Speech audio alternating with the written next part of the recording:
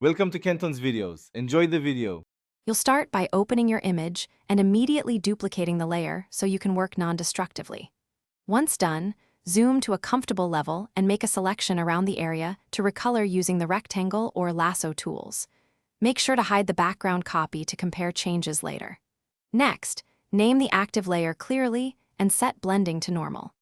These early steps prevent mistakes and let you experiment without losing the original pixels, so don't skip duplication. With your selection refined, apply a hue/saturation adjustment to shift color quickly.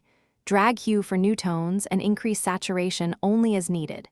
If you require precise contrast or brightness changes first, use curves to preserve detail before hue shifts. For complex areas, add a layer mask and paint with a soft brush to refine where the recolor applies.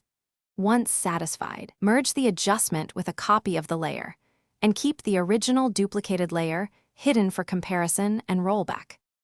Finalize by blending the recolor into the image. Change the recolor layer blend mode to overlay or soft light to preserve highlights and lower opacity until it reads naturally. Once done, apply a subtle sharpen and export both a layered PDN and a flattened PNG or JPG. If colors look flat or banded, add a very small amount of noise or adjust curves to reintroduce contrast. If edges show halos, reopen the mask and paint with a soft, low.